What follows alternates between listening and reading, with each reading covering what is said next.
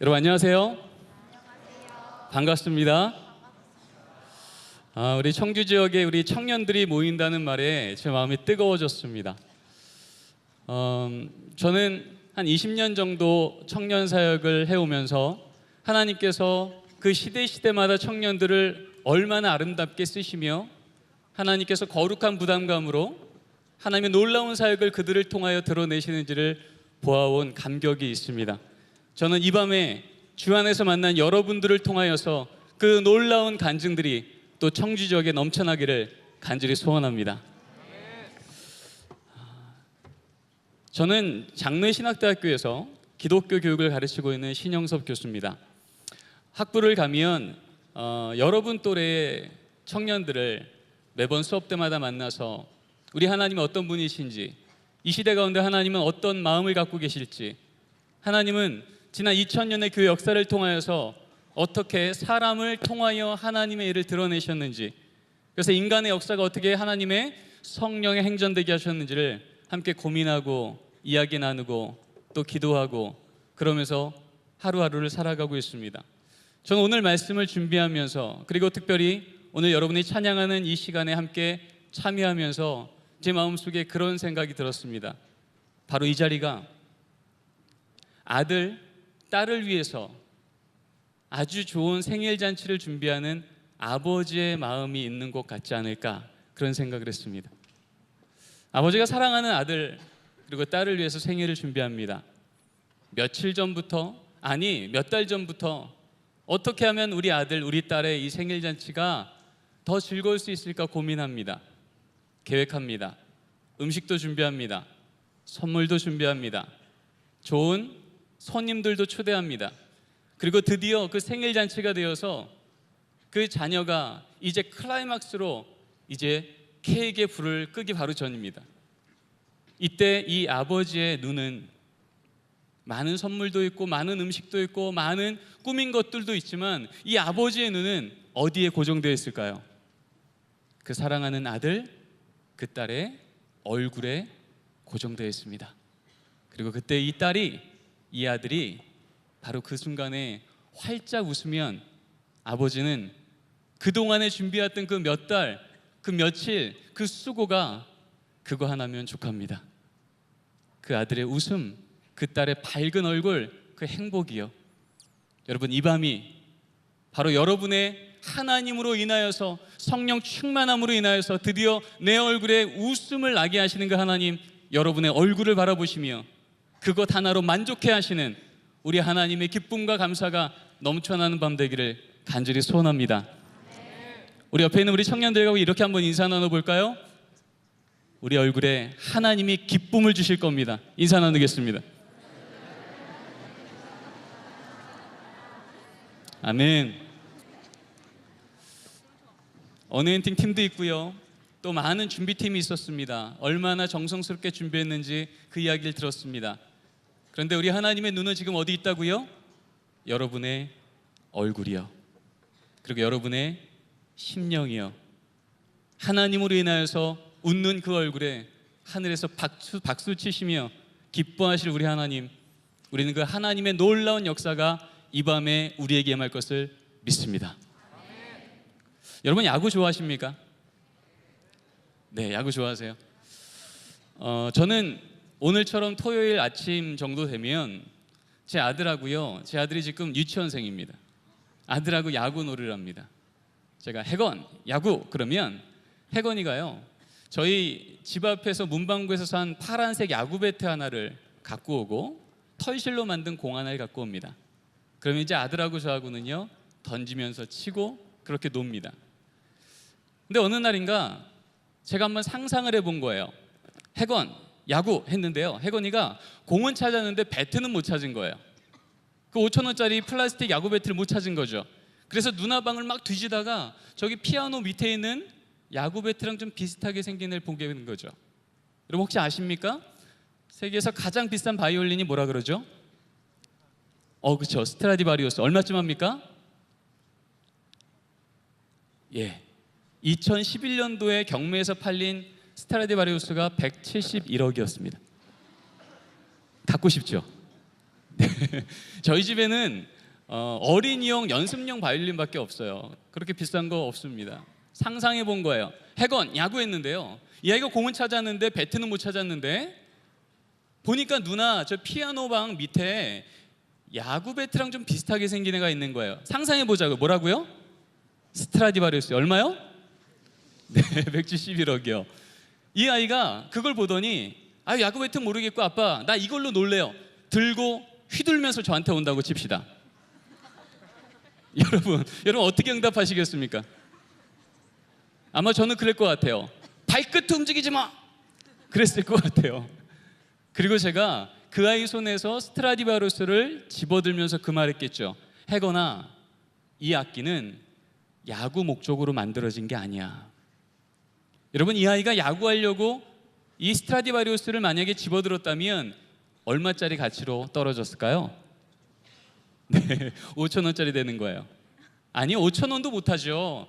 야구 배트를 쓰기 너무 불편한 거예요. 근데 이게 어떤 목적으로 만들어졌는지 얼마나 가치 있는 건지 알지 못하는 유치원 다니는 제 막내 혜건이는요 그건 모르겠고요. 그냥 저 이걸로 놀래요 아빠. 그냥 놀아요. 여러분 이 아이가 이 목적을 모르고 가치를 모르고 그냥 저 이렇게 살래요라고 이걸 들고서 쓰기 시작할 때 몇백억짜리가 5천 원짜리가 되는데요. 그때 이게 어떤 목적으로 얼마나 가치 있는지를 아는 제가 그것을 뺏어서 아이한테 얘기하면서 이거 이 목적대로 만들어진 거 아니야 라고 하면서 이걸 들어서 세계적인 거장의 손에 쥐어줍니다. 그러면 5천 원짜리가 얼마로 변해요? 171억이요. 여러분 나무로 만들어진 악기 하나도요 그 목적대로 쓰임받을 때 가장 빛이 나고 반짝거리며 가치 있는 인생이 될 줄 믿습니다. 하물며 여러분은요 예수님 죽어 살려낸 인생 아닙니까? 믿습니까? 자신의 예수님의 죽음을 대신하여서 살려낸 그 가치 있는 인생인 우리가 하나님이 나를 어떤 목적으로 만들었는지 모르겠고요. 내가 얼마나 가치 있는지 그건 잘 모르겠고요. 그냥 저 인생이요 그냥 제가 하고 싶은 대로 좀 살게 내두세요. 그냥 제 인생 제가 살게요. 여러분 그렇게 말할 때 정말 그 인생이 얼마나 값지게 예수 그리스도의 피값으로 산 인생이요 하나님의 목적대로 만들어져서 그 목적대로 쓰임받을 때 얼마나 가치 있고 반짝이는 인생이 될 것을 아시는 하나님이 그 인생 그대로 두시겠습니까? 절대 그럴 수 없죠. 여러분 이 밤에 하나님이 우리를 어떤 목적으로 만들어주셨는지에 대한 분명한 성경적인 하나님의 말씀과 그 목적 앞에 우리가 어떻게 응답해야 되는지에 대한 하나님의 안내의 음성이 우리 심령과 우리의 머리에 분명하게 보이게 될 줄 믿습니다. 성경을 보면요 하나님은 반복하여서 말씀하십니다. 이 백성은 나를 찬송하기 위하여 내가 지었나니. 여러분 우리가 어떤 직업, 어떤 자리, 어떤 위치를 통해서 우리의 평생을 살건 하나님은 그 위치와 그 직장과 그 상황이 아닌 보다 본질적인 어떤 것이든 상관없이 그 자리를 통하여 하나님을 찬송한다면 우리의 인생을 하나님의 피값 쓰고 사신 그 예수 그리스도 가치만큼 세상 가운데 빛나게 가치 있게 존경받게 주목받게 그렇게 우리 인도하게 되실 줄 믿습니다. 저는 청년사역을요 폭탄사역이라는 별명을 붙이고 청년들을 만납니다. 왜냐면요 제가 경험한 청년사역은요 마치 폭탄과 같아요. 제가 8인치 자주포에서 군대 생활을 했습니다. 군대 얘기하면 별로 재미없죠. 군대 얘기하고자 하는 게 아니고요 8인치 자주포면 20cm가 좀 넘습니다. 이런 쇳덩입니다. 근데 이 쇳덩이가요 이제 쏘기 시작하면 한 30km, 40km를 날아갑니다. 그러다가 목표점에 딱 떨어지면요 이 20cm가 넘는 이 쇳덩어리가 터지기 시작하는데 그 주변에 몇백 미터가요 그냥 먼지가 돼버립니다. 어떤 거든 상관없이 이게 터지면 엄청난 능력을 발휘합니다. 문제는요 똑같이 날아갔는데 어떤 폭탄은 날아가서 터지지 않고요 그냥 땅바닥에 폭 박힙니다. 무슨 문제일까요? 뭐가 안 터져서요? 그 안에 있는요 이 20cm 넘는 쇳덩이 안에 장약이라고 하는 아주 작은 분량의 폭발하는 기포점이 있습니다. 그게 터지면 이것과는 상상할 수 없는 놀라운 능력으로 그 주변을 다 바꿔버리는데, 이게 안 터지면 똑같이 날아가는데 어떻게 된다고요? 땅에 폭 박히는 거예요. 아무 일도 일어나지 않는 것도 문제인데, 더 문제는 뭐냐면 그렇게 날아간 게 안 터지고 그냥 거기 있으면 뭐가 돼요? 위험지역이 되는 거예요. 청년 사에게 그렇더라고요. 청년 한 명이 내 마음에 주신 이 십자가라고 하는 장약이 이 안에서 터지기 시작하면, 나를 통하여 내가 속한 우리 가정이, 우리 캠퍼스가, 내 일터가, 놀랍게 그 주변에 많은 사람들의 인생이 나를 통하여 하나님의 능력을 드러내기 시작하는데, 내가 감당 못할 정도로 변화가 일어나는데, 문제는요, 내 안에는 이 십자가가 이름만 있고 터지지 않으면 어떻게 되냐면, 내가 우리 가정에 박혔는데, 우리 학교에, 우리 일터에 박혔는데, 문제는요, 아무 일도 일어나지 않더라는 겁니다. 그보다 더 심각한 거요? 그게 뭐가 된다고요? 그 터지지 않는 폭탄 때문에 위험지역이 된다고요. 저는 이 밤에 여기 모인 모든 하나님의 영적인 폭탄, 이 땅에 있는 모든 악한 진을 파고, 우리 가정 가운데, 우리 학교 가운데, 우리 일터 가운데, 우리 사회 가운데, 이 청주지역 가운데 하나님의 역사를 드러내지 못하게 막는 모든 것들을 하나님께서 파괴시키기 위하여서 우리를 아름다운 거룩한 폭탄 쓰실 때, 우리 안에 있는 이 십자가의 장약이 아름답게 우리 안에서 터져나와 우리를 자유케 하시며 거룩한 꿈을 꾸게 하시며 그 꿈 안에서 어떻게 이루어지시는지를 보는 놀라운 밤이 이 밤 되기를 간절히 소원합니다. 우리 옆에 있는 청년들과 이렇게 인사 나눕시다. 당신은 거룩한 폭탄입니다. 아멘. 여러분, 다른 의미의 폭탄 아닙니다. 네, 거룩한 폭탄이에요. 그래서요, 우리가 하나님께서 우리 안에 있는 십자가를, 우리 안에 있는 십자가란 장약을 터뜨리시기 위해서요, 하나님께서 우리에게 내어놓는 대안은, 성경에서 구약부터 신약까지 일관적으로 내어놓는 대안은 바로 예배입니다. 왜냐하면 예배에서만 하나님이 나를 왜 만드셨는지를 내가 깨닫게 하시며, 또한 예배에서만 내 안에 내 힘으로 아무리 닦아내려고 해도 닦아지지 않는, 아무리 끊어내려고 해도 끊어지지 않는 이 세상의 습성들과 죄악들이 주 예수 그리스도의 보혈의 피로 우리를 씻기시며, 우리를 만드신 그 첫 형상대로 하나님이 우리를 다시 빚는 역사가 일어날 줄 믿습니다. 아무리 오염된 물도 바다를 만나면 정화되고, 아무리 오염된 공기도 대기를 만나면 정화되고, 왜냐하면 그것의 근원이 거기 있기에, 아무리 우리가 세상 가운데 절망하고 넘어지고 쓰러졌을지라도, 여러분, 우리의 근원 되시는 살아있는 예수 그리스도를 우리가 이 밤에 다시 만난다면, 주는 우리를 다시금 회복시켜 주시사 우리를 통하여 이 땅에 끌려가던 우리 인생이 이 땅을 끌어가며 하나님의 형상을 세상 가운데 드러내는 믿음의 용장들로 우리를 세워주실 줄 믿습니다. 여러분, 그 밤이 바로 이 밤이 되게 하여 주는 오늘 이 밤에 우리에게 예배라고 하는, 하나님이 우리를 만나시고 우리를 변화시키시는 가장 근본적인 그리고 일관적인 그 자리가 어떤 자리이며, 그 자리에서 우리는 무엇을 해야 되는지에 대해서 우리는 듣기를 원합니다. 여러분, 아십니까? 이스라엘 백성들이 무너졌을 때마다 하나님은요, 항상 예배라고 하는 이 자리를 통해서 그들에게 회복을 주셨습니다. 아시죠? 400년간의 하나님 잊어버리고 애굽 땅에 살 때 하나님이 모세를 통해서 그들을 이끌어낼 때 뭐라 그러셨어요? Let my people go and worship God. 무슨 뜻이에요?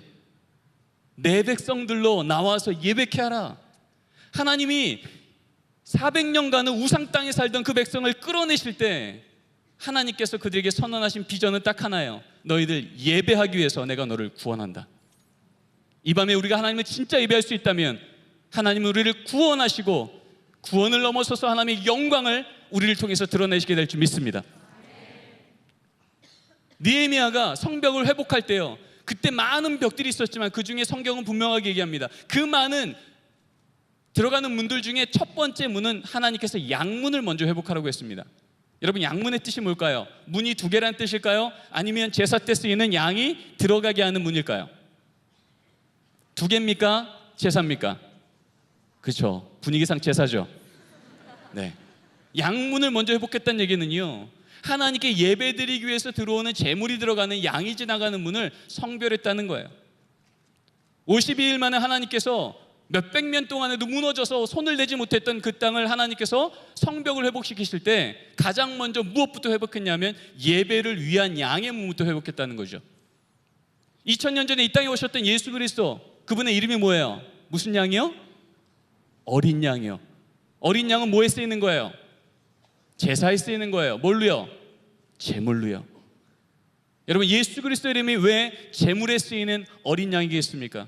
예수 그리스도를 통해서만 우리가 하나님 앞에서 다시 회복할 수 있다면 우리가 예수님을 통하여서 경험해야 될 유일한 사건은 뭘까요?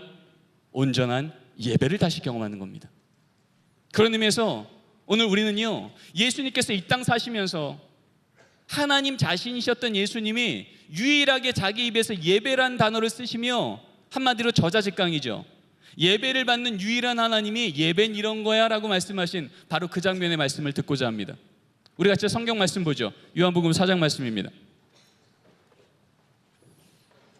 요한복음 4장 20절 말씀 읽겠습니다. 요한복음 4장 20절 말씀. 자, 우리 한 목소리를 읽어보겠습니다. 시작. 우리 조상들은 이 산에서 예배하였는데 아멘. 인생의 바닥을 치던 여인이 주님을 만나게 됩니다. 그리고 주님은 어찌된 일인지 이 여자에게 자꾸 뭔가를 묻습니다. 원래 유대인 남자는 이 사마리아 여인에게 말 걸지 않죠. 그런데 자꾸 말을 거시는 이 유대 남자에게 이제 이 여인은 뭔가 궁금한 게 생기기 시작합니다. 드디어 이제 예배에 대한 얘기가 시작이 되기 시작했는데 오늘 말씀에 보면 묻습니다. 예수님, 우리 사마리아인들은 저 그리심산에서 예배를 드려왔고 당신들은 저기 예루살렘 성에서 예배를 드려왔습니다. 서로 싸웁니다. 그리심산에서 예배해야 진짜 예배가 된다. 아니면 예루살렘 성에서 예배해야 진짜 예배가 된다. 근데 도대체 어디서 예배 드려야 진짜 예배가 됩니까? 바로 그때 주님께서 말씀하시죠. 뭐라 그러시죠? 예루살렘에 있다 하더이다 20절 다음에요. 21절에 같이 읽겠습니다. 시작.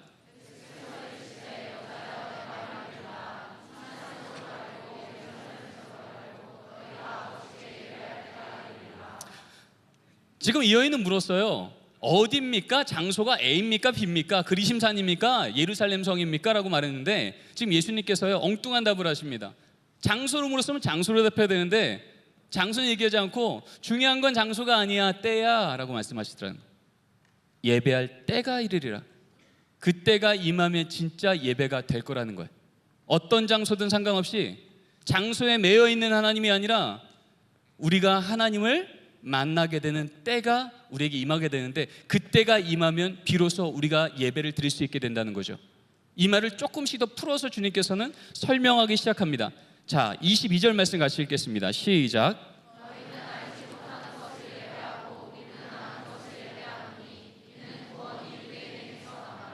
네, 그때가 언제인지를 말하기 시작하는데요. 주님께서 이렇게 얘기하는 거예요. 너희들은 모르는 걸 예배하고 있지. 근데 우리는 아는 걸 예배해. 진짜 예배를 하려면 한 가지를 분명히 알아야 되는데 구원이 누구한테서 난다고요? 유대인이요. 이 유대인이 누구예요? 지금 이 말씀하고 계신 누구예요? 예수님 자신이요. 주님께서 그 얘기하는 거예요. 너희들은 지금 장소 따라 거기 가면 은혜 받고 거기 가면 은혜가 없고라고 착각하고 있지만 하나님이 예배 받으시는 그 예배의 본질은 어떤 장소에 매여 있는 게 아니라 하나님께서 우리에게 은혜를 베푸시는 때가 임하는데 그 때가 언제냐면 구원이 유대인에게서 나는 것을 알게 되는 때라는 겁니다. 구원이 예수 그리스도에게서 나는 것을 알게 되는 거라는 겁니다. 여러분, 그때가 언제죠? 그때에 대해서 이제 그 다음 절에 우리에게 친절히 알려주십니다. 다 같이 한번 23절 말씀 읽겠습니다. 시작.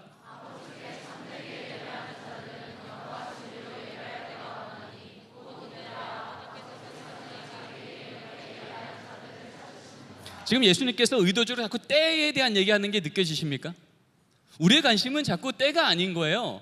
여긴가? 저긴가? 어떤 행동을 하면? 어떤 거룩한 모습을 보이면?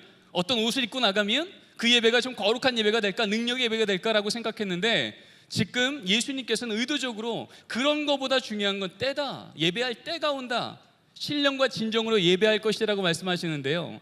사실 이 말씀은요, 우리 한글 성경으로 읽으면 조금 이 원래 예수님께서 말하려고 했던 이 뉘앙스가 잘 전달이 안 됩니다.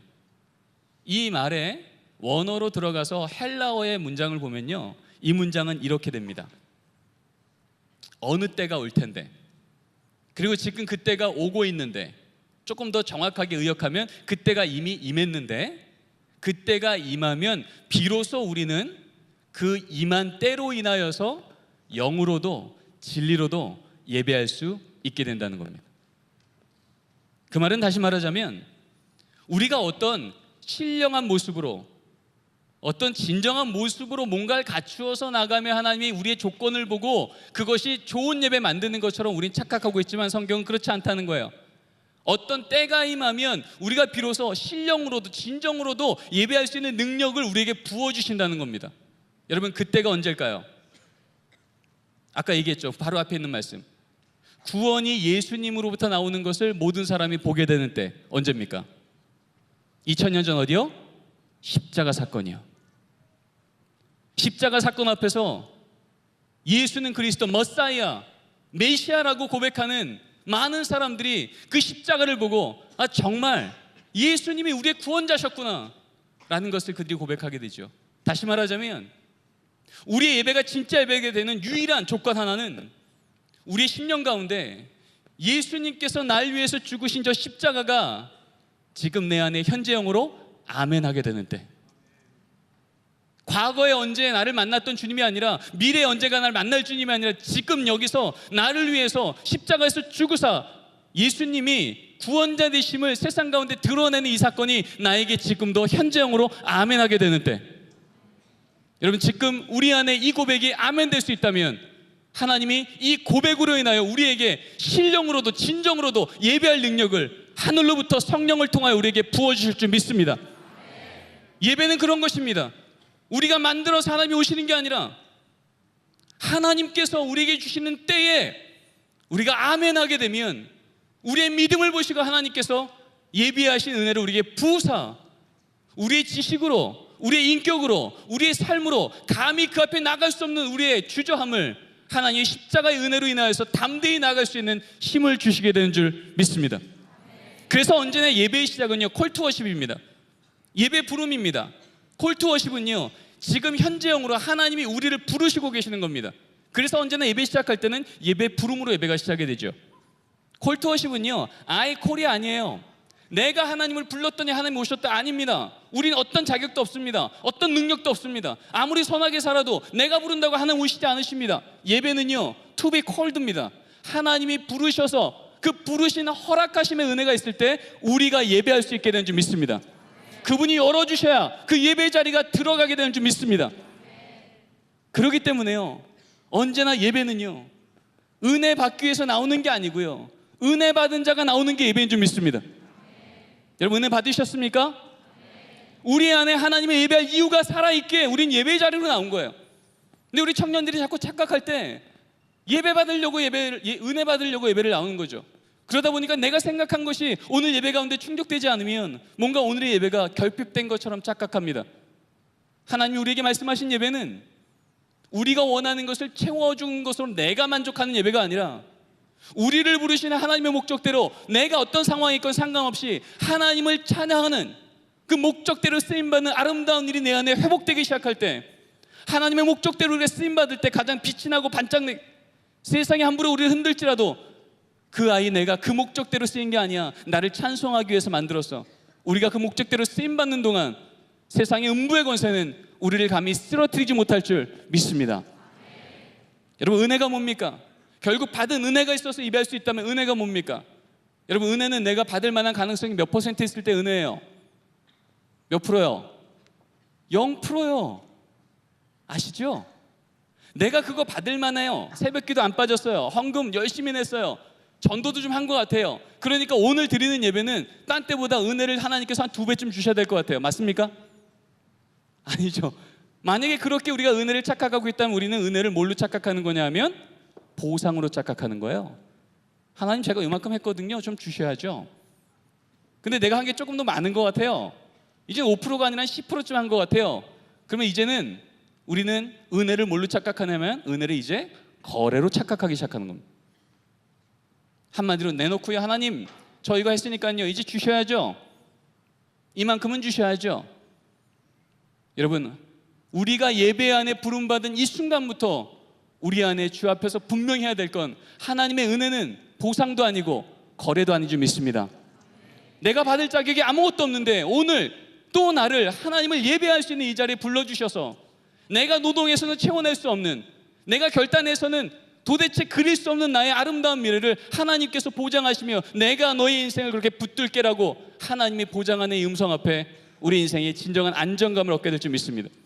그래서 은혜의 정점이었던 십자가 사건이요, 그 십자가 사건을 올라가시기 바로 전에 마태복음 21장에 보면 21장에 이제 예수님께서 십자가 사건 은혜의 정점을 달리시기 위해서 이제 입성하십니다. 예루살렘에 들어가십니다. 근데 예수님께서 글로 들어가시기 바로 전에 20장에 한 가지 예를 드시면서 이런 얘기를 합니다. 천국은 이와 같으니, 포도원품꾼의 비유를 드십니다. 아침 9시에, 12시에, 오후 3시에, 오후 5시에, 그리고 6시에 이제 정산을 하십니다. 근데 어찌된 일인지 아침 9시에부터 나와서 일한 사람이나 오후 5시에 나와서 일한 사람이나 똑같이 하루씩 풍사스를 줍니다. 자, 묻습니다. 여러분, 이 사건이 여러분에게 어떤 사건입니까? 천국의 사건입니까? 부당한 사건입니까? 예, 이분 천국인데 얼굴은 많이 부당해요. 이거 노동법 위반 아닙니까? 이게 시급 제대로 줘야 되는 거 아니에요? 근데 주님께서 지금 천국은 이와 같다라고 말씀하셨어요. 여러분, 만약에 내가 이 사건이 부당하다고 얘기한다면 지금 나는 스스로 몇 시에 왔다고 생각하는 거예요? 그렇죠? 아침 9시에 왔으니까 난 이거 부당한 사건이에요. 근데 만약에 내가 오후 5시에 온 사람이라고 칩시다. 그러면 집으로 돌아가서 아내나 아이들한테 얘기하겠습니까? 내가 오늘 이렇게 부당한 사건을 경험했어라고 말하겠습니까? 아니면 한 거 없는데 다 받았다고, 은혜 받았다고 말하겠습니까? 부당입니까? 은혜입니까? 은혜지요. 왜 주님은 십자가 사건에 달리시기 위해서 예루살렘 입성 바로 전에 이 이야기를 하시며 천국은 이와 같다라고 말씀하셨을까요? 이제 주님께서 이제 십자가라고 하는 하나님께서 우리가 노동해서는 도저히 받을 수 없는 엄청난 정산을 십자가 사건, 그 십자가 밑둥 아래서 우리에게 주어주실 터인데, 만약에 그 십자가 앞에서 우리가 몇 시에 온 사람이라고 착각하면 우리는 그 사건을, 십자가를 보고도 불만한다는 겁니까?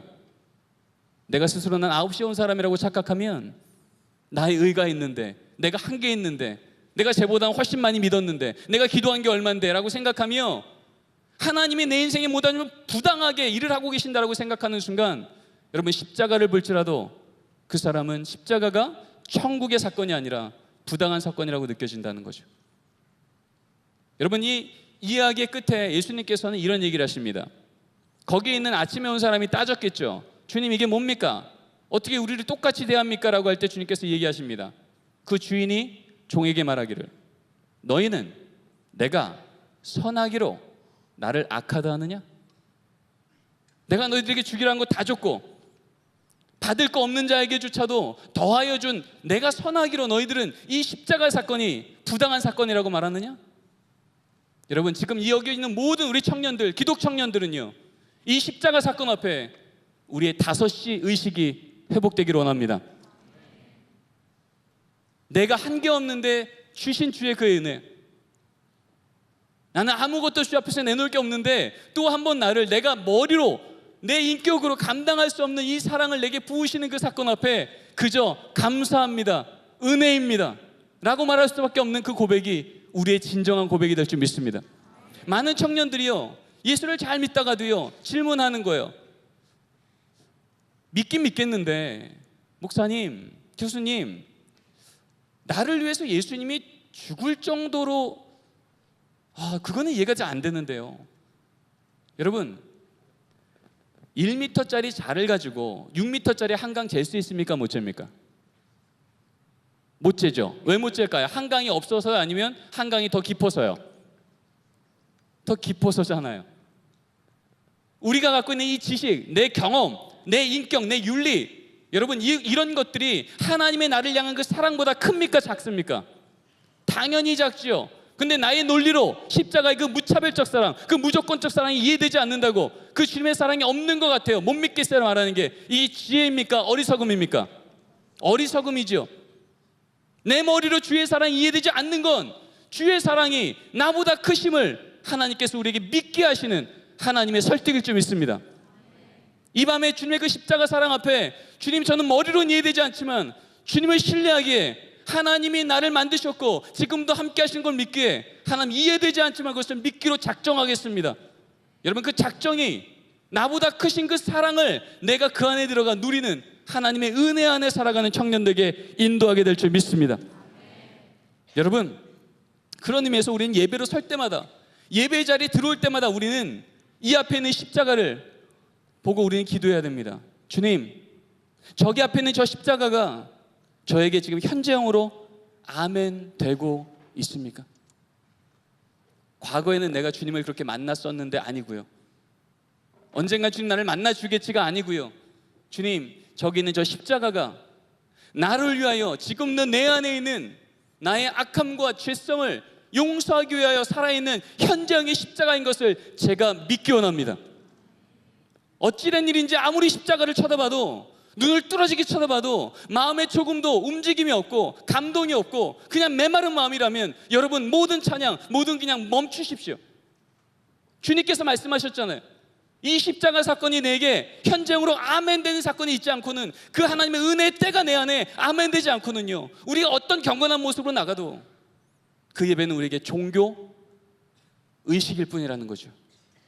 그러나 주님께서 우리 가운데 임하셔서 이 믿음의 고백이 현재형이 되기 시작할 때, 그때 주님은 우리 가운데 지금 현재형으로 역사하는 살아있는 하나님이 될 줄 믿습니다. 그래서 주님께서는 베드로에게 물으셨죠. 베드로야, 세상 사람들이 날 뭐라 그러느냐?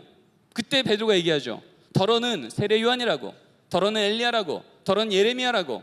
그때 주님께서 뭔가 못마땅하신 거예요. 그래, 좋다, 세상 사람들 그렇다 치자. 너는 나를 누구라 하느냐? 이때 드디어 이 베드로는 예수님이 너무 기뻐하시는 답을 합니다. 여러분 다 아시죠? 뭐라 그러죠? 주는 그리스도시요 살아계신 하나님의 아들이라고요.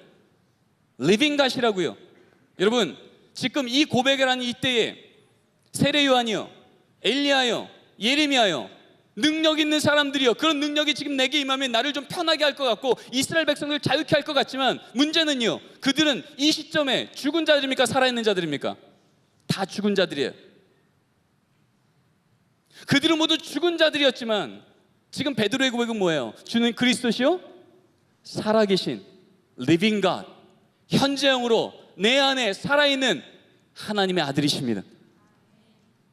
지금 오늘 이 말씀 듣는 우리 안에 주는 그리스도시요 살아있는 하나님, 사시는 하나님이 우리 안에 진실로 고백되는 놀라운 역사가 일어나길 간절히 소원합니다. 이게 현재형이 되면 하나님의 역사도 이제 현재형이 되는 거죠. 여러분, 이 현재형이 되는 이 놀라운 역사 앞에 주님께서 우리에게 드디어 깨닫게 하시는 깨달음이 있습니다. 그 깨달음이 무엇이냐면요, 하나님께서 우리 안에 있는 진짜 예배를 드릴 수 있게 하는, 예배를 방해하는 내 안에 있는 모든 자기중심성, 이 죄라고 하는 문제를 해결하실 때, 이 죄의 문제가 더 이상 규칙의 문제가 아니고요, 죄는 규칙을 어겨서 생긴 게 아니라 하나님과의 관계가 끊어졌을 때 생기는 거구나 라는 것을 이제 드디어 우리가 깨닫게 된다는 겁니다. 이 십자가가 현정이 되지 않았을 때는요, 내가 깨트려버린, 하나님께서 내게 명령하셨지만 내가 깨트려버린 내 안에 이 죄책감, 내가 청년으로 살면서 기도조차 못하게 하는 내 안에 있는 모든 불편한 무언가, 어둠의 습관, 이런 것들이 우리로 하여금 하나님 앞에 예배하게, 진정으로 나가게 불편하게 만드는데, 진짜 이 십자가의 사건이 내 안에 현재형으로 고백되기 시작하면, 살아있는 하나님이 지금 이 문제를 해결하기 시작하면, 이제 더 이상 주님의 이 은혜는 규칙의 문제가 아니라 끊어져 버렸던 하나님의 관계가 회복할 때 우리 안에 완전하게 임하시는 하나님의 은혜라는 것을 우리가 알게 되는 거죠. 믿으십니까? 절 따라해 볼까요? 죄의 문제는 규칙의 문제가 아니라 하나님과의 관계 문제이다. 여러분, 그래서요, 로버트 맥체인은 이런 얘기를 합니다. 우리가 우리 자신의 죄를 한 번 볼 때 우리는 십자가의 주님을 10번 봐야 된다. 우리는 거꾸로 하고 있지 않습니까? 예배 드릴 때 자꾸 우리는 우리 안에 있는 죄책감, 우리가 했던 어떤 잘못, 주 앞에 서기에 좀 민망한 무언가를 한 10번쯤 묵상하고요, 주님의 십자가는 한 번쯤 보지 않습니까? 그러니까 주님의 십자가를 안 보는 건 아닌데 내 안에 있는 예배를 못하게 하는 것들이 너무나 나를 힘들게 하는 거예요. 그런데 주님의 십자가가 지금 내 앞에 현재형으로 아멘 되기 시작하며 그 주님께서 지금 내 안에 살아서 역사하시는 리빙갓이라고는 고백이 나오기 시작하면 이제는요, 이제 내 안에 있는 나를 불편케 하는 이 모든 것들은 하나님을 예배 못하게 하는 원인이 아니라 도리어 하나님이 내 안에서 역사하셔서 나의 죄보다 크신 하나님의 은혜를 부으시는, 하나님을 내 눈으로 목도하는 은혜의 자리가 될 줄 믿습니다. 여러분, 그래서 히브리어 성경은 그렇게 말하죠. 믿음의 주여 또 온전케 하시는 주를 바라보자. Fix our eyes on cross. 우리의 눈을요, 십자가 예수에게 고정하라는 겁니다. Fix하라는 겁니다. 우리의 눈이 십자가에 고정될 때 우리를 보시는 주의 은혜가 우리 온몸을 주 안에서 정결케 바꾸실 줄 믿습니다. 우리 안에 세상의 것으로 함부로 만들어졌던 우선순위들, 무너졌던 영적인 질서들이 우리가 주의 십자가를 고정해서 바라볼 때 우리를 온전케 하시느니, 그분께서 우리를 하나님의 형상으로 다시 회복하여 우리 안에 영적인 질서와 완전한 질서가 우리를 안전한 삶으로 다시 불러내실 줄 믿습니다. 여러분, 그래서 우리가 이렇게 예배를 드린다라고 할 때 진짜 그러한 십자가를 바라보며 나를 온전케 하시는 주, Fix our eyes on the Jesus Christ, 예수를 향해서 우리의 눈이 고정되어 예배하기 시작하면 이제 드디어 우리의 예배는요, 이 예배드린 이 시간에 멈추지 않고요, 이제 예배드린 이후에 우리의 삶이 예배의 삶이 되는 놀라운 하나님의 계속해서 부으시는 은혜의 강물이 우리 가운데 있게 될 줄 믿습니다. 그래서 성경에 보면요, 히브리어 성경에 보면 히브리서예요, 하나님께 그렇게 예배한다라고 할 때 그 예배하는 성막 안에는, 지성소 안에는 세 가지가 있다고 말합니다. 오늘 이 밤에 이 세 가지만 점검하고 우리 같이 기도하면서 나가기로 합니다. 여러분, 세 가지 뭐가 들어있죠? 지성소 안에 있었던 거야. 법궤인데 법궤 안에 뭐가 있습니까? 첫 번째, 만나를 담았던 항아리, 아론의 지팡이, 그리고 또 뭐요? 두 돌판, 십계명이요. 그렇죠? 네.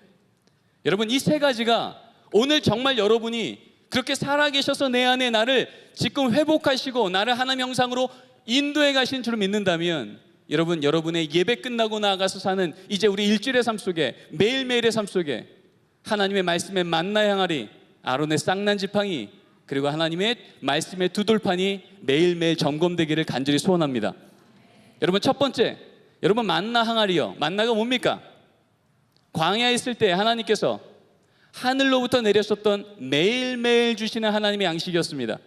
이것을 주님께서는 뭐라고 말씀하시죠? 우리가 떡으로만 살 것 아니요? 하나님의 말씀으로 살 것이니라.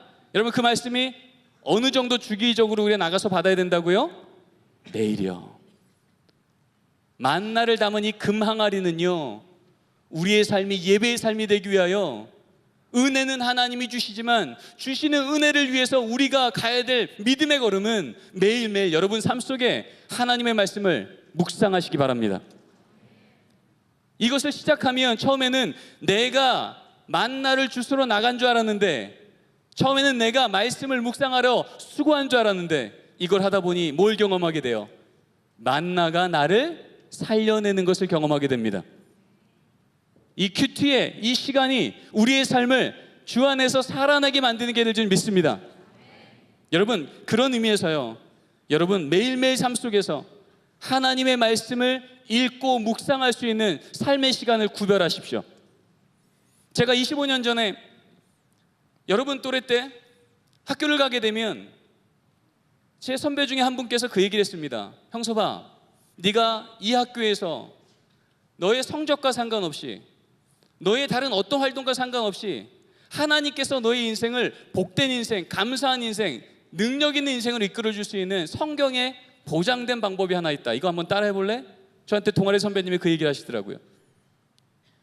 뭔데요, 선배님? 그랬더니 하시는 얘기가, 너 수업하기 전에 8시 반 수업이면 8시 10분에, 9시 반 수업이면 9시 10분에, 수업 딱 20분 전에 네가 공부하는 그 캠퍼스의 장소 하나 정해서 그곳에서 하나님의 말씀을 읽고 기도하고 그 말씀의 인도하심을 믿어 그렇게 살겠다고 결단하고 교실로 들어가라는 거야. 그래서 저는 그때부터, 대학교 3학년 때부터 그것을 시작했습니다. 그래서 딴 건 몰라도 항상 첫 번째 제가 수업 있는 그 시간 20분 전에 가서, 그땐 저희 학교에 기도탑이 있었거든요. 기도탑 들어가서 20분간 엎드려 기도하고 그리고 수업을 들어가기 시작했어요.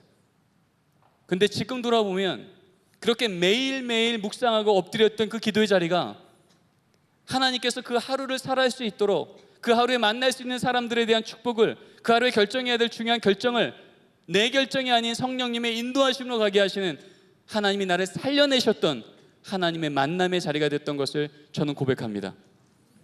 여러분, 이 시간 한번 생각해 보십시오. 이제 나는 나의 삶 속에 언제, 어떤 장소에서 매일 하나님의 말씀을 먹을 것인가? 여러분, 두 번째로요, 이 예배가 예배되기 위해서 이 법궤 안에는 아론의 쌍난 지팡이가 있었습니다. 여러분, 지팡이는 땅에 뿌리가 박힌 나무입니까? 잘려진 나무입니까?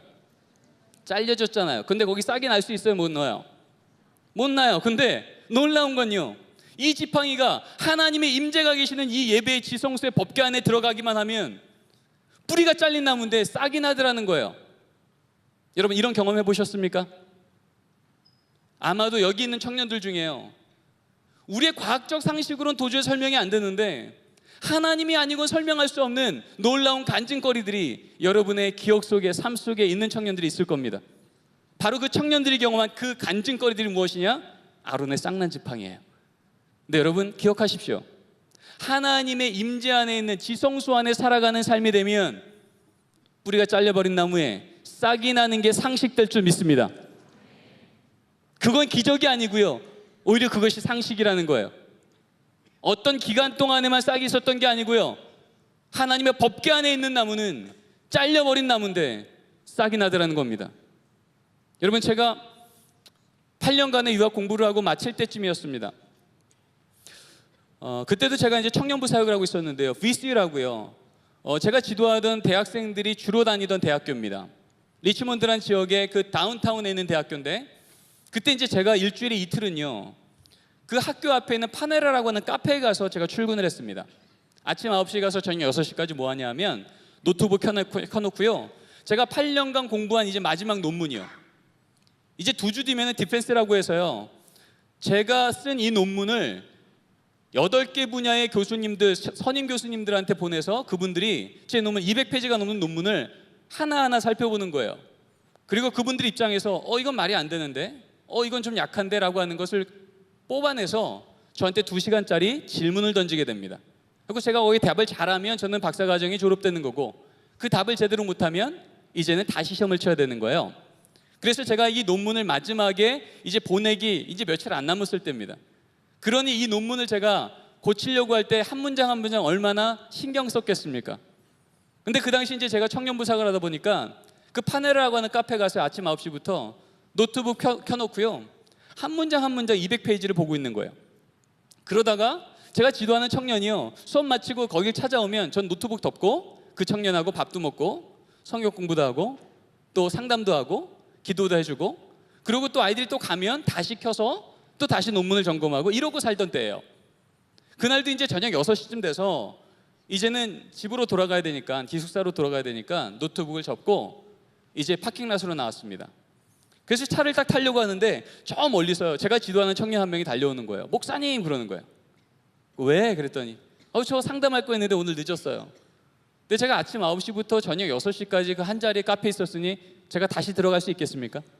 너무 민망하잖아요. 그래갖고 그래, 그러면 오늘 여기서 얘기하자. 그래서 그 친구한테 제 자동차 코롤라라고요, 경차입니다.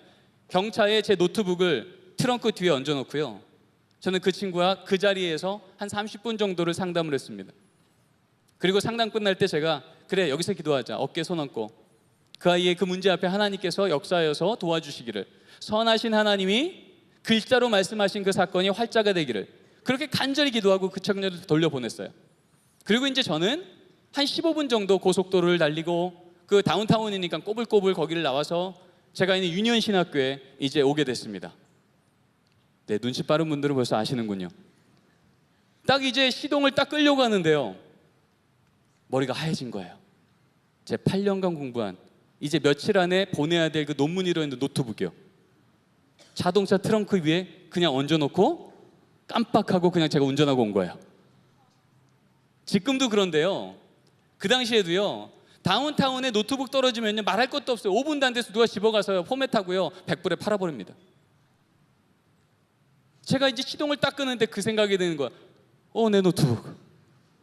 그러고 나서 제가 너무 어이가 없고 다리에 힘이 빠져서요, 제가 나오면서, 문 열고 나오면서 하나님께 그랬어요. 하나님, 저 어떻게 해요? 저 어떻게 해요? 어떻게 해요? 그러고 노트북을 놨던 그 뒤에 트렁크 위를 쳐다봤는데 말도 안 되게 붙어 있는 거예요. 이건 말이 안 되는 거예요. 이게 도대체 과학적으로도 설명이 되지 않고 이건 있어서는 안 되는 일인 거죠. 말도 안 되게 그 노트북이 거기 붙어 있던 거예요. 제가 그걸 보면서 그렇게 제 입에서 말도 안 되게 그 말 나왔어요. 하나님, 붙으셨군요. 그랬어요. 붙으셨군요. 그거 외에는 설명이 안 되는 거예요. 여러분, 70마일, 80마일 달리고요, 100km, 110km 넘게 운전해서 고속도로를 달려왔고요. 거기 붙어있는 건 말이 안 되는 거예요. 지금도 저희 집에 있는데요, 그냥 놔도요, 이 바킹이 빠져갖고 덜컹덜컹한 노트북이었거든요. 근데 그게 붙어있더라고요. 제가 그걸 보고 나서 그 자리에서 털썩 주저앉으면서 하나님께 그랬어요. 하나님, 저 항복입니다. 그랬어요. 왜냐하면 그때까지 저는요, 제가 여기까지 온 게 8년의 공부를 하면서 석사과정, 박사과정, 이제 오럴 디펜스까지 오게 된 게, 제가 밤잠 안 자고 수고해서, 제가 그래도 열심히 공부해서 제가 뭔가 애쓴 거의 결과로 마땅한 어떤 결과를 내가 기대한다고 착각하고 있었어요. 근데 제가 그 노트북이 거기 붙어 있는 걸 보는 순간 이제 하나님 앞에 이제 항복하기 시작한 거죠. 하나님, 사실 지난 8년이 그랬군요. 초등학생도 하지 않을 이 바보 같은 실수를 할 때마다 하나님은 보이지 않는 손으로 저를 붙들어 주셨군요. 지금까지 제가 여기까지 온 게 보이지 않는 손으로 떨어질 때마다, 실수할 때마다 하나님의 나라를 위해서 공부합니다라는 이 목적 하나 살아있으니 하나님이 저의 실수를 매번 보이지 않는 손으로 붙드셔서 저희 연약함이 넘어짐이 되지 않게 하시고 오히려 나의 연약함에 하나님의 은혜를 경험하는, 하나님의 역사 현장 되게 만드시는 그 하나님이셨군요. 하나님의 항복입니다. 저 앞으로 이 과정을 통해서 학위 마치고 한국 돌아가서 하나님이 저에게 어떤 자를 부으시건 저 이제는 그냥 순종하겠습니다. 항복해서 가는 거는 뭘 선택하겠습니까? 하나님, 저 이거 평생 잊지 않게, 하나님, 이때에 이런 상황에 있는 청년들에게 상황 될 때마다 간증하겠습니다. 제가 그 말을 하고 그 2주 뒤에 오럴 디펜스를 마치고 한국을 돌아오게 된 거예요. 여러분, 성경은 말하고 있습니다. 예배의 자리에 있을 때마다, 하나님의 임재 자리에 있을 때마다 여러분, 기적은 상식이 된 줄 믿습니다. 적어도 내가 하나님의 목적 따라 쓰임받을 때 나의 부족함은 상관없다고요. 그 부족함은 누가 채워주세요? 하나님이 채워주시죠. 보십시오. 양이 나시던 그 냄새나던 막대기, 하나님의 나라의 목적을 위해서 모세의 손에 들리니 그 손에서 그 막대기가 홍해를 가르는 200만 명을 살려내는 능력의 막대기가 된 줄 믿습니다. 막대기만 보면 아무런 능력이 없는 거예요. 양이나 치던 막대기, 한 명의 인생도 살릴 수 없던 막대기. 그런데 하나님의 목적대로 쓰임받기를 결단하기 시작할 때 그 냄새나던 막대기는 200만 명의 민족을 살려내고 하나님의 역사를 이방 민족도 하나님께서 보고 고백하게 하시는 하나님의 능력의 통로가 되는 거죠. 여러분의 인생을 하나님께서 그렇게 쓰실 줄 믿습니다. 우리의 관심은 내 성적이 얼만가, 우리 집안의 잔고가 얼만가, 내가 좀 기댈 만한 어떤 네트워크 줄이 얼마큼 있는가가 문제가 아니라, 내가 이 일을 하건, 내가 이 직장을 갖건, 내가 이 소망을 갖건 하나님 나라를 위해서 쓰겠습니다, 나를 사용하여 주시옵소서 하면 마른 막대기도 하나님의 능력의 도구로 쓰게 될 줄 믿습니다. 여러분, 이것이 아론의 쌍난 지팡이입니다. 내가 예배 안에 살아가고 있다는 것, 내 삶 속에서 부족함, 하나님이 아니고는 도저히 소망이 없는 그 자리자리마다 이제는 하나님께 불평할 것이 아니라 도리어 하나님의 역사를 기대하는, 하나님을 진짜 믿는 청년들, 진짜 예배하는 청년들이 되는 자리가 될 줄 믿습니다. 마지막은 두 돌판입니다. 십계명입니다. 여러분, 십계명은요 하나님의 말씀입니다. 여러분, 하나님의 말씀 여러분에게 어떻습니까? 언약입니까? 숙제입니까? 어느 쪽이에요? 언약이에요? 숙제예요? 말씀드리면 숙제 받는 거예요? 아니면 언약 받는 거예요? 언약이죠. 아멘.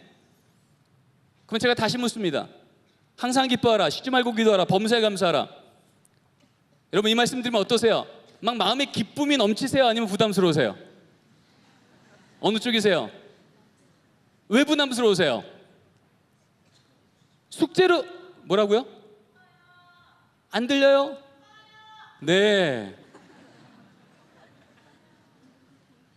뻔히 내가 못할 걸 아니까 부담스러운 거예요. 그러면 여러분, 말씀 들을 때마다 이 말씀을 내가 좀 할 만한 거, 이 말씀을 내가 하기 부담스러운 거, 여러분 이렇게 가려서 할 만한 것만 하겠다고 하는 게 정직입니까? 세상은요, 한 거 했다 그러고 한 거 안 했다 그러면 정직하다고 말해요. 그런데 성경은요, 우리 하나님은요, 내가 아는 것과 믿는 것과 사는 것이 하나가 되면 정직함이고요, 내가 알고 믿고 고백하지만 그 살지 않으면 부정직하다고 말하고 있습니다. 여러분, 항상 기뻐하라, 쉬지 말고 기도하라, 범사에 감사하라. 듣지만 부담스러운 이유는요, 이걸 내가 하려고 하니까 그래요. 숙제로 받으니까 부담스러운 거예요. 근데 여러분, 그러면 이래야 되는 거 아닙니까? 가끔 기뻐하라, 밥 먹을 때 기도하라, 즐거운 일 있으면 감사하라. 할만하잖아요. 그건 하나님이 안 도와주셔도 하는 거라고요. 그건 하나님이 동행하지 않으셔도 하는 거라고요. 그러나 감사하게 인색한 내가, 기뻐하게 인색한 내가, 기도하는 것 맨날 까먹는 내가, 여러분 이 말씀 뒤에 데살로니가서 5장 16, 17, 18절 뒤에 이것에 마무리되는 결론장인 24절에 이렇게 하나님이 우리에게 말씀하십니다. 절 따라해 보시죠. 부르시는 이는 미쁘시니 그가 이루시리라. 누가 이루신다고요? 그가 누구세요? 하나님이요. 내가 이루는 게 아니라고요. 내가 결단하고 내가 이악 물고 내가 한번 살아봐야지 한다고 항상 기뻐할 수 없고요, 쉬지 않고 기도할 수 없고요, 범사에 감사할 수 없습니다. 우리 인격이요, 우리의 습관이요, 우리의 삶이요, 그렇지 않다고요. 그러니 하나님은 처음부터 우리에게 말씀하실 때 너희 안에 일하시는 분, 그분이 우리로 그렇게 살게 하신다고 약속하시는 거예요. 믿으십니까? 진짜 정직은 내가 할 만한 건 하겠다 그러고 부담스러운 거는 대답하지 않는 게 정직이 아니라, 내 스스로는 매번 넘어지는 그 자리에 주님께서 함께 하시면 저 한번 해볼게요. 매번 넘어져서 실패했던 자리지만 성령님 언약대로 부르신 분이 미쁘셔서 페이스풀 하셔서 신실하셔서 내가 헤맬 때나 내가 하나님 앞에 잘 서 있을 때는 상관없이 그분께서 내 안에 들어와서 나를 그렇게 살게 역사하신다면 주님 한번 저 그 걸음 가보겠습니다. 여러분, 이 걸음이 하나님이 우리에게 주시는 말씀의 능력인 줄 믿습니다. 여러분, 이제 하나님의 말씀을 읽을 때마다, 큐티할 때마다 우리 분명히 합시다. 여러분, 숙제 받는 시간이에요? 격려 받는 시간이에요? 격려요. 숙제 받는 시간이에요? 언약 받는 시간이에요? 언약 받는 시간이에요. 우리 하나님 한 입으로 두 말씀 하시는 분이세요? 아니에요. 그분은 한 번 말씀하시면 반드시 이루시는 분인 줄 믿습니다. 그리스도 안에서 무엇이든지 예가 되나니 아멘함으로 하나님의 능력이 드러난다고 했습니다. 나는 할 수 없지만 주님 오늘 저한테 항상 기뻐하라고요, 나를 기뻐하게 만들어주신다고요, 나를 감사할 수 있도록 내 안에서 역사하신다고요, 이 믿음 없음의 자리 안에 하나님의 선물인 믿음을 오늘도 부어주신다고요. 주님, 그걸로 한번 해보겠습니다. 여러분, 이 고백이 우리 삶 속에 매일매일 나오는 그 청년, 진짜 예배가 되는 청년, 그 십자가 살아있는 하나님의 역사가 매일매일 내 삶 속에 고백되는 그 청년이 여러분 되기를 간절히 소원합니다.